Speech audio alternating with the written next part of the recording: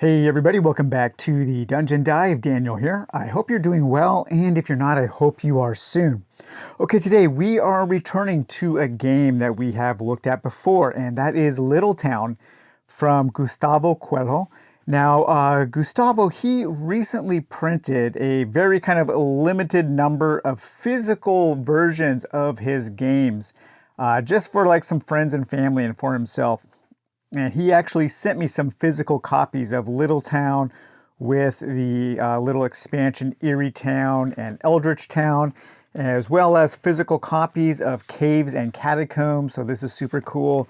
And a physical copy of his Little GM emulator, which we will be looking at in some detail very soon when I do a video on a guide to oracles.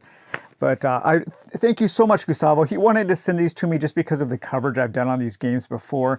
So all of this stuff is available on itch.io. And before, I just made my own zines. You guys can find that video where I show people how to print and fold and staple and cut their own zines.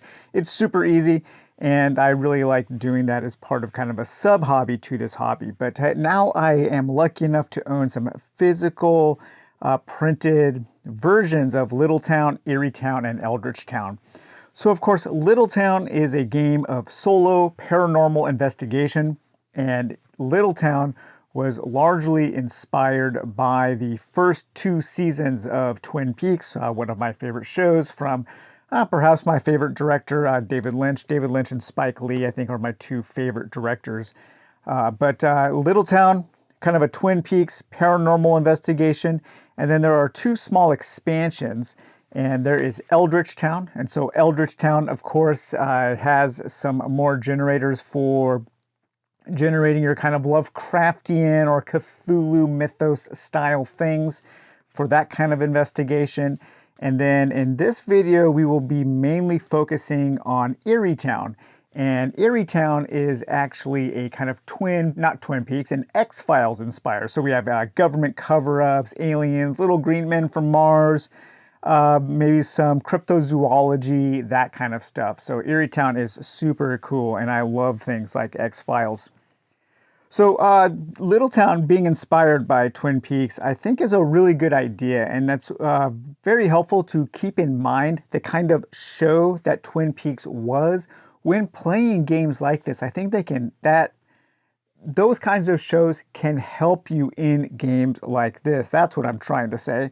So these guys, Twin Peaks was largely inspired by daytime and evening soap operas, these kinds of television dramas where everything is interconnected. You know, every person, every place, everything is somehow related to the main plot. And so keeping that in mind, it's easy to suspend our disbelief in games like this when we might roll up some totally random encounter, perhaps with some old man who volunteers at an animal shelter, and then you kind of determine that he knows something about some nefarious cover-up. You know, if you were playing in some kind of realistic setting, that may be hard to suspend your disbelief to get over that. But keeping in mind that these games are based off of television shows that are largely based off of soap operas, where everybody in the show knows something about the plot, knows something about what's going on, everybody knows each other, then it becomes much, much easier to do. So I really enjoy these kinds of games of paranormal investigation. Last year in my top 10, one of my favorite games of last year I played was The Unseen World, a game all about paranormal investigation in rural Japan. I love that game. I love how slow-paced they are. I love connecting the dots between all of the various locations, characters, and plot threads. And I especially appreciate Little Town and The Unseen World because the goal isn't really to solve a mystery. These aren't deduction games. The goal of these games is to have an experience, and the mystery is just kind of a MacGuffin to get you to travel along the plot route, the route of the plot. And I've also just always been into paranormal related research things, shows like In Search of, Unsolved Mysteries, History's Mysteries, Ancient Aliens, X-Files, and then of course the early days of Art Bell and Coast to Coast. and various YouTube channels devoted to urban legends and paranormal things. And it's not even that I believe any of it, or most of it, or none of it. I really don't believe in this stuff, but of course I want to believe, and it's fun to believe. It's fun to play make-believe with this kind of stuff. You know, I would love to see a game like Civitas Nihilium with a paranormal investigation theme. I think that would be amazing. And before we get into some detail on my game of Little Town, we are going to go over kind of a session recap and then talk about my character and the case, and then we will do a kind of maybe 1 or 2 sample scenes so you can see how it's played. But I was wondering if anybody has any good recommendations for other games like this, other solo games of paranormal investigation. I would love to put together one of my guides too, so a guide to solo paranormal investigation games, but I need some more examples in order to do that. So if you guys know of anything and you think that I might like, please post it in the comments below and I will take a look at it. My scenario in Little Town, I used some of the charts in Eerie Town to create my scenario, to create my character. And so let's take a look at our sheet here. And actually that is our scene sheet. Here's our investigation sheet where we have the information about our character.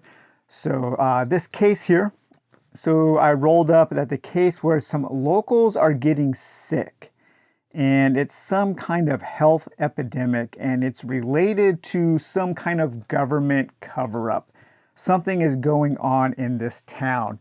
Now, one of my favorite things about being surrounded by so many books and interesting things in my house is I just have to look left or right in order to get inspired by something. So a couple days ago when I was playing this game, I was sitting out in my dining room and I looked over. I was trying to think of a name for my town, and I saw some books by one of my favorite authors, Muriel Spark. And so I decided that the town would be called Sparksville, and it's spelled Sparksville, but they don't pronounce it Sparksville like Louisville. They say Sparksville. So Sparksville is a small town, and in this small town, there is kind of this government facility that is doing some kind of secret experiments on energy, energy efficiency or energy kind of conservation. They're trying to develop some new kinds of energy that might be related to some kind of extraterrestrial source or something like that. And so my investigator, my character's name is Derek Logan. And Derek Logan used to work as kind of a military security specialist for this secret government facility in Sparksville. And I said that I really love this. This was so serendipitous here. But the facility is called the Spark facility because it's in Sparksville. But here they spell Spark, S-P-A-R-C.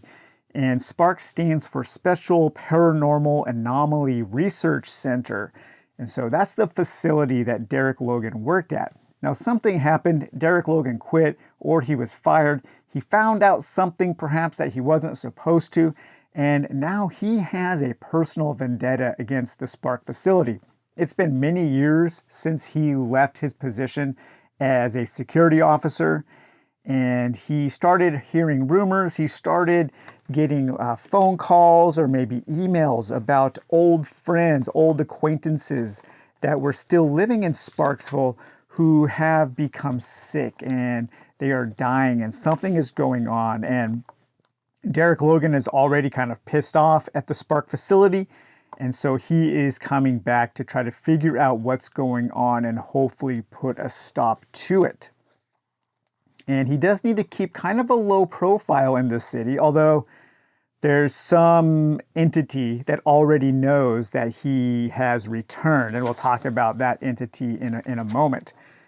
There's some kind of, I think maybe kind of a man in black or something like that. But for my character here, you can distribute points to your attributes. I have a 0 agility, a +1 mind, a -1 presence, and a +2 strength.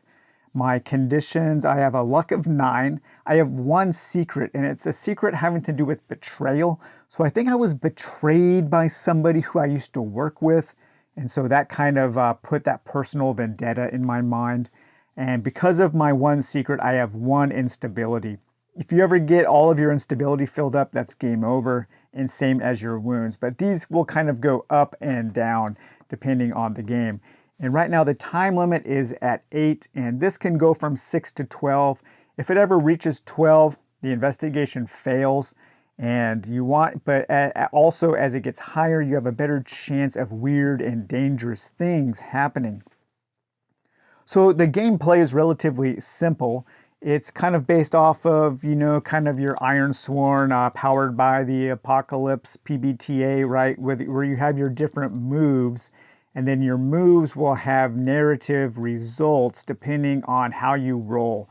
And so most all rolls in this game for your attributes are made on 2d6, and then you add the relative attributes. So let's say I was trying to snoop around. So when trying to discreetly listen to a conversation, we roll 2d6 plus the attribute of our choice. Let's say I'll do strength, and how could strength help me snoop? Let's say that I had to kind of pull myself up over this ledge, in order to just in order doing a pull up, an extended pull up to keep my ear over this ledge of this wall so I could hear them. Okay, so I'll roll 2d6 and add 2 for my strength, and that gives me a 7, a 9. And so then you look at your result here. A 9 is you catch snippets of the conversation but are noticed. Roll an action, theme, or item, and the participants adopt an unfriendly attitude towards you. Okay, so something happens, then you can turn to your other charts in your book and roll up to continue that narrative. So there are a few handful, maybe 12 or so kind of basic actions that you can take, basic common actions. And then there's also a rule card here for your advantages and disadvantages. And then there are some special actions. Remembering a dream. This is more in line with Twin Peaks.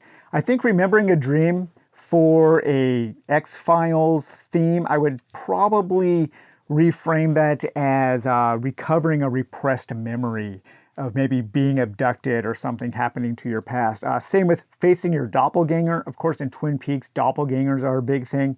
But what I'm going to do, if I ever need to do this, I'm going to say that the doppelganger is actually a man in black who has been tailing me, and so I will have to deal with that. But we can also do our daily review. So a daily review is after 6 scenes, and a day has 6 scenes. It suggests 2 in the morning, 4 or 2 in the morning, 3 during the day, and then 1 at night, something like that. And at the end of the day, you kind of you assess the situation, and then that will change your time limit. And so that will push you forward, or it will set you back. And then you can also take a break to help you cure some of your wounds, heal some of your wounds, or cure some of your instability. So overall, the game is rather simple. And once you get going, I think it does play pretty fast. The scenes are pretty quick. You only really want to do one thing. Think of this as a TV show. Think of the games like this as a TV show. I think thinking of solo role-playing in terms of television shows can really help, because, in a scene, really only maybe one thing might happen. You might have one conversation. You might learn one piece of new information. And then, like in a show, you can fast forward time in between scenes, or you can also do flashback scenes. So thinking of these games in terms of television shows, I think, is greatly beneficial. So the first scene that I set up here, this was scene number 1. And so this is the first scene of our television show. And I've said that, Derek Logan, he is coming into Sparksville. He has already gathered some information about some nefarious government cover-up going on at the Spark facility. And so he has come into town, and he is trying to locate his old buddy, Philip Anderson. And Philip Anderson was a co-worker who worked with Derek Logan at the Spark facility. He stayed on longer than Derek Logan did, but he has quit, and his life has kind of become troublesome. He's kind of turned to alcohol and addiction, and he's not having a good time because of something that happened at the Spark facility. And so Derek Logan wants to get in contact with Philip Anderson to kind of discuss some of the things that they might have in common. And so this first scene takes place in the morning at a hunting lodge. And the hunting lodge, the weather, it's sunny and cold. There is frost everywhere. So this is definitely in winter, January probably. That's when I'm playing it. So hey, let's set our game in January.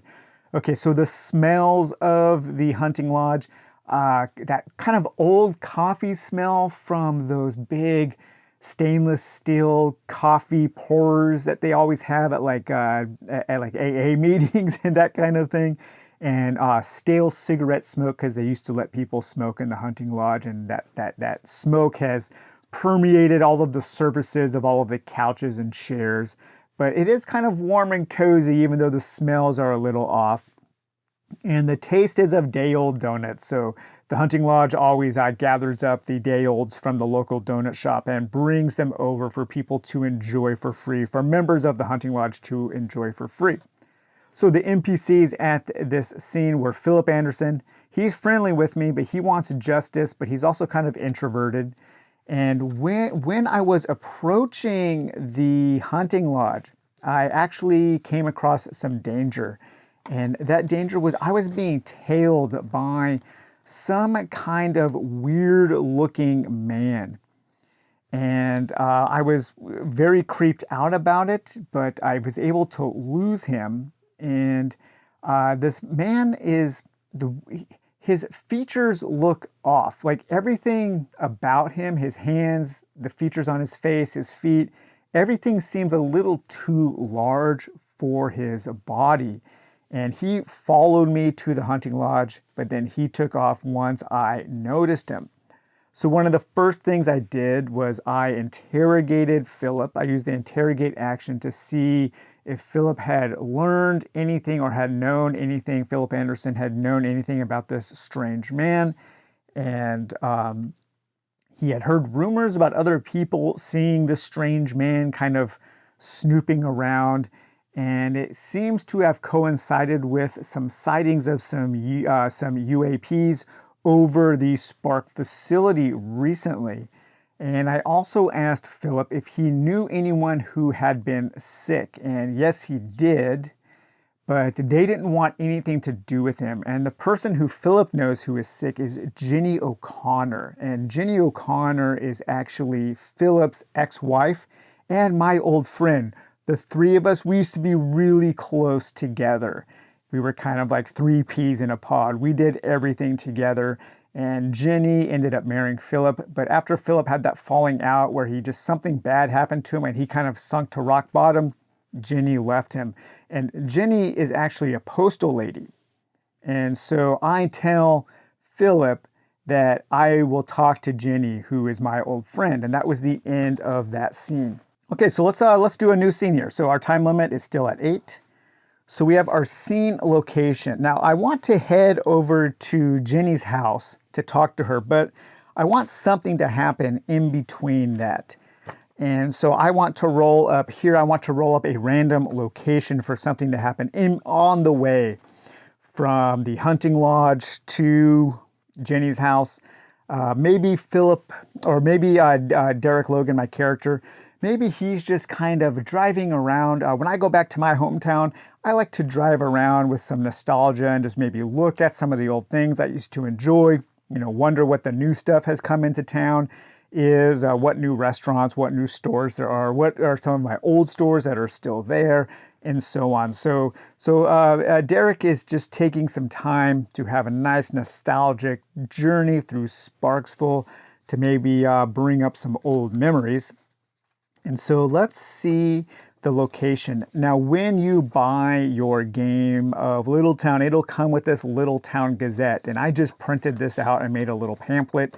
And this contains a D66 for random NPCs and random locations.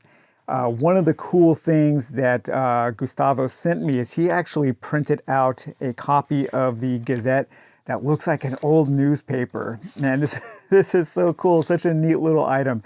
It really does add a lot to that kind of charm. Really, really cool. I love that. But let's roll up a random location that this next scene is going to take place in. We'll do reds first. So 66. Okay, so let's turn to our 66. Let's see the location. 66 here is on the outskirts. The outskirts sprawl beyond the town limits, transitioning from the familiar urban landscape to the untamed wilderness. In contrast to the well-maintained structures within the town, the outskirts boast abandoned cabins, dilapidated barns, and forgotten trails. Legends speak of eerie sightings and strange footprints, but no one has been able to substantiate these claims. Okay, so maybe a Bigfoot or something. So this takes place on the outskirts. I'm going to try to write very fast, so my writing is going to be very, very sloppy, even sloppier than usual. I have terrible handwriting. But so the outskirts. So let's say that on the way to Jenny's house, on way to Jenny's. And so Jenny lives out in the outskirts. She lives out in the rural area surrounding Sparksville. She doesn't live in the town. She has to drive in for her postal route every day. And maybe on the way or on the way home, she also makes stops on some of the other people who live out in the outskirts. Okay, so we've established where this scene is taking place. Let's see here. It's still, so this is time of day. We're moving into the noontime, I guess. And the weather is still sunny and cold. There is some light snow, we'll say, out here. Not too bad. Sound, it's very quiet. Too quiet, perhaps? Or is that too on the nose? It's very quiet. Smells of fresh air. Touch, very cold air. And taste, I don't think we need to worry about taste right now. Or maybe the taste, maybe Derek Logan is kind of, licking the inside of his mouth, tasting that kind of old, strong coffee and day-old donuts that he ate at the hunting lodge with Philip, with his buddy Philip. But now let's go to our main book here and generating a scene. Okay, so we have established a location, and now we're going to do our scene event. And this is going to be 1d6 plus our time limit. So our time is 8. So let's roll this, 8 and 14. Okay, so we have to draw a card from the dangers pile. Okay, so you will need a deck of cards with this game. To play this game, a standard deck of poker cards. I'm using my Twin Peaks coffee cards there. And you will separate those into suits. And I think danger is clubs. Danger is spades. Okay, so I have 5 of spades on top. That's just to show me that this is the spades deck. I will draw from the bottom. And okay, the Joker. So this is interesting. This game usually has us leave the jokers out, but I have chosen to keep the jokers in, and I randomly shuffled them in 2 different suits. When I draw 2 jokers, something big is going to happen. This is just a house rule that I have to help me push the narrative forward. I wish more games that use decks of cards had special things for the jokers like that. A lot of times they tell us to leave the jokers out, but I think having the jokers in and having something really momentous happen when we draw 2 of them is a cool way to help keep the story going. Okay, so we won't have that danger. I will draw another one here. And we have the 4 of spades. Okay, so let's go to our Eerie Town table and our book here, and let's look at our danger table here. Dangers. So we have the 4 of spades. So what is happening as I'm out on my way to see Jenny in the outskirts? You are knocked unconscious by a blow to the back of the head. Mark 1 wound. Oh, interesting. Okay, so somebody has followed me out to the outskirts, and maybe I got out to walk around a little bit, and somebody has attacked me out of the blue. Was it the same man who was following me? Okay, so I'm going to ask a yes or no question. So was it the man who I saw following me with the odd features? So let me take a look here at our yes-no oracle. Now the yes-no oracle is a little complex in here. You have to look at the totals, compare the totals to your luck, and then look at the numbers that you rolled. So the question I'm asking is, was the man who attacked me the same man with the odd features that was tailing me at the hunting lodge? Okay, so 4, 5, 6, that's below my luck. So the sum is below luck. and the numbers rolled are equal. Nope, the sum is below luck and the numbers rolled are different, but both are odd or even. Okay, so that's a yes. So a yes, but. Okay, so I'm going to say that it wasn't actually the same man, but it was a similar type of person. So maybe these weird people, it's not just one guy. It's a group of people who are hounding me. So I will write outskirts here in my journal, outskirts on way to speak with Jenny. Okay, I was attacked. Why was I attacked? Maybe I had gotten out to maybe walk down by a river or something, just to take in the fresh air. And so while taking in fresh air, I was blindsided, attacked by similar weird guy. I'm just going to call these guys the weird guys. Maybe these are the, like the Men in Black have these minions who they send out to do their dirty work. And they know that I've come back into town. Like I said, I wanted to have that set up from the very beginning. So there was some kind of narrative pressure on me. You know, Derek Logan, he comes into Sparksville. He thinks he's being all secretive, but right away he knows that some group that still operates at the Spark facility does not want him in town. And so I'm already having to deal with that. And I just made that happen when I rolled up my initial scene because I wanted something like that. Okay, so what else can we do here at this scene? Maybe we can find a clue about who attacked me. Maybe they were sloppy. I'm going to take this 4 of spades and I will mix the spades deck back up. Okay, flip that over just so I know that that's the spades deck. So I come to, so this will be the only action we take in this scene. I was attacked. I come to, and I'm just looking around trying to find something that might help me. Let's see, investigate. We're searching for a clue. Okay, so I'm looking for something. I'm a little dazed. I think maybe I would be at a disadvantage here because I am dazed. So if the investigator is at a disadvantage, roll 3 and discard the highest. Okay, so we'll roll 3 dice and discard the highest. And, oh man, what a terrible roll. Okay, so we'll discard a 3 as the highest. So my total for my investigation roll was 3 plus 1 of a mind of 4. Yikes. Okay, so we have to choose a complication. Someone at the location prevents you from collecting a clue. Draw and discard a clue card. If you wish, you can try and fight or sweet talk them to recover that clue. Someone at the location prevents you from collecting a clue and immediately initiates a confrontation. If you are unable to find a clue and expose yourself to danger. Okay, we do need to have another wound, right, for that 4 of spades here. Yes, and we need to increase our time limit. So I do have 1 wound, and our time limit is now up to 9.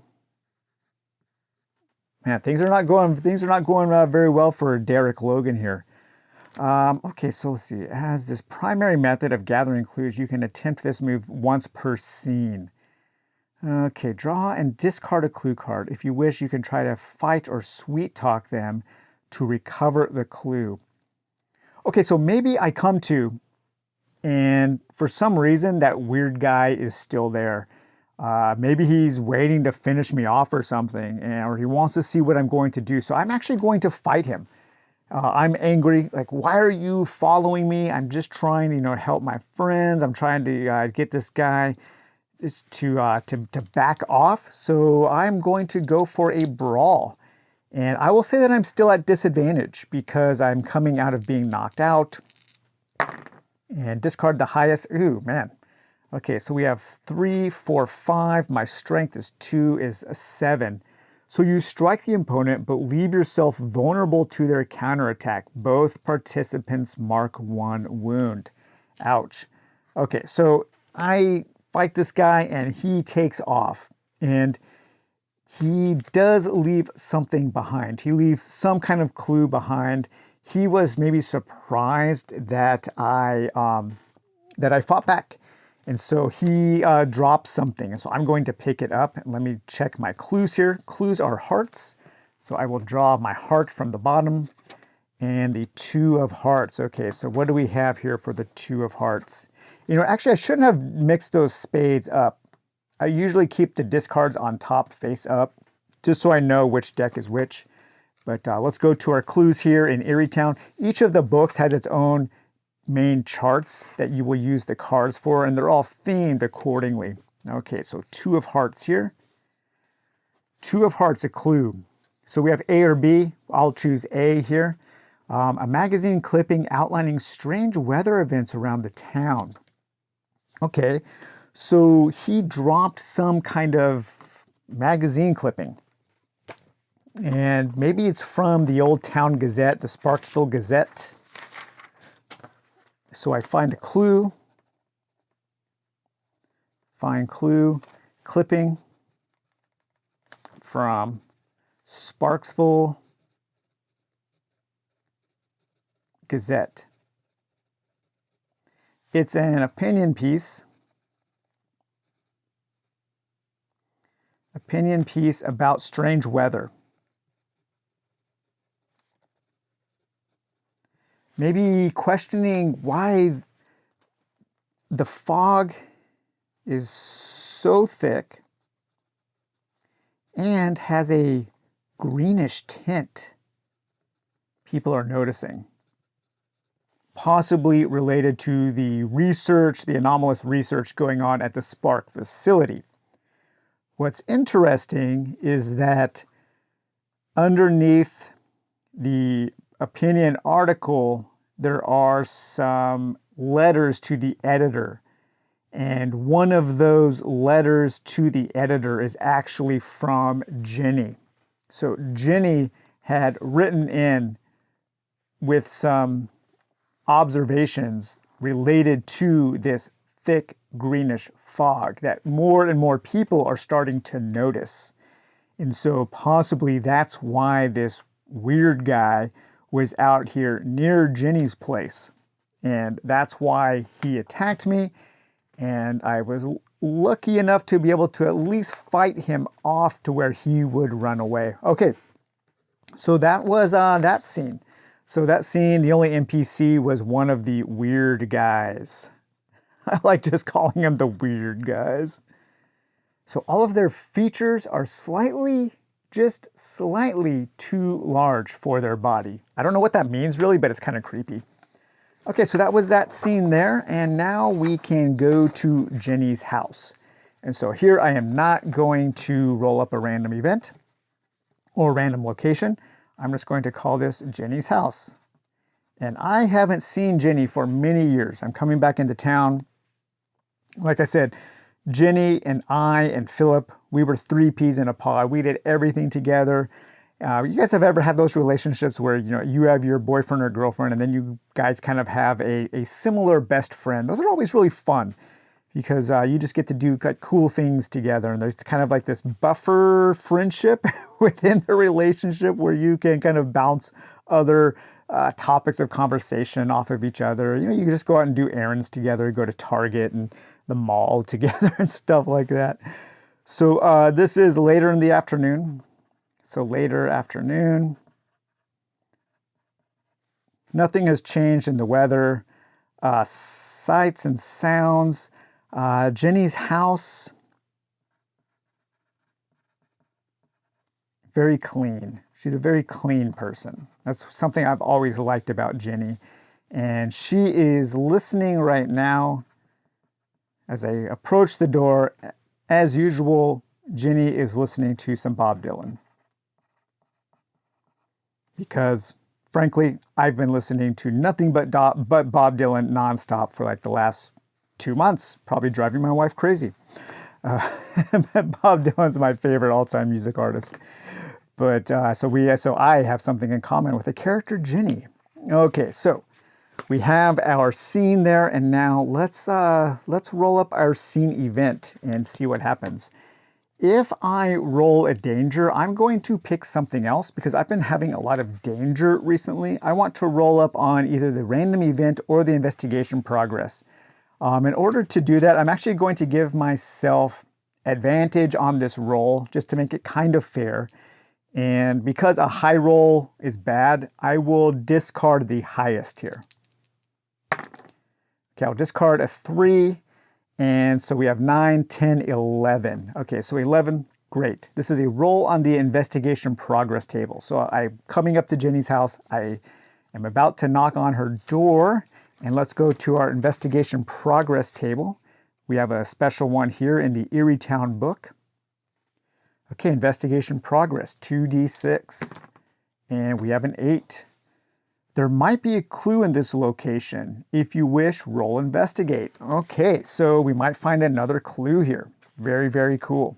So one thing about clues, it's important to keep track of how many you have because one of your special moves is you try to solve the case.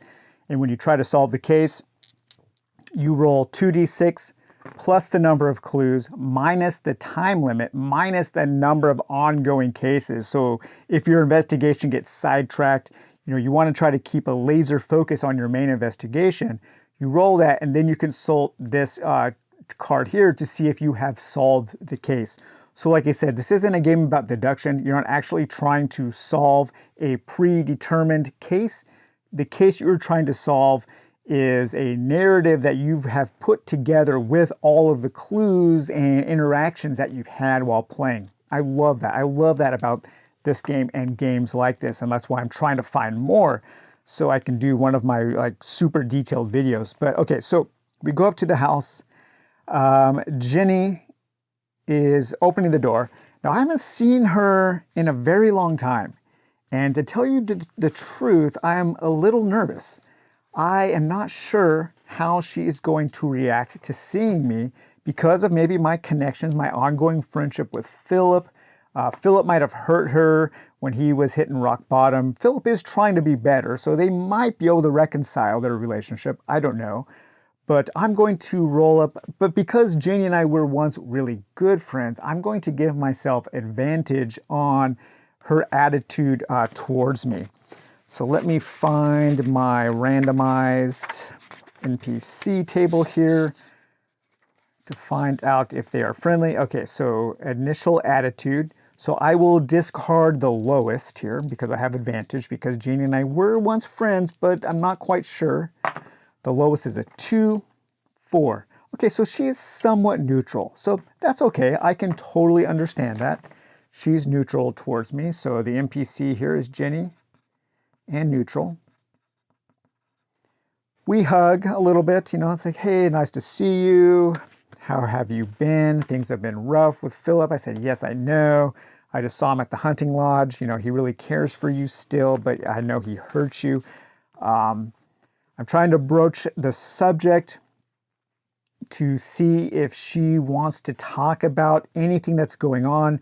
I show her that clipping. So I do show her that clipping that I have of that letter that she wrote in conjunction with the opinion piece on the strange fog that seems to be emanating from the Spark facility. And I am trying to steer the conversation into that area without offending or without being too, I don't want to interrogate, but I'm going to say that this is kind of a sweet talk. So this says manipulate, but I'm trying to, not manipulate in a bad way, but trying to steer the conversation in the direction that I want without being too abrupt so we can discuss it.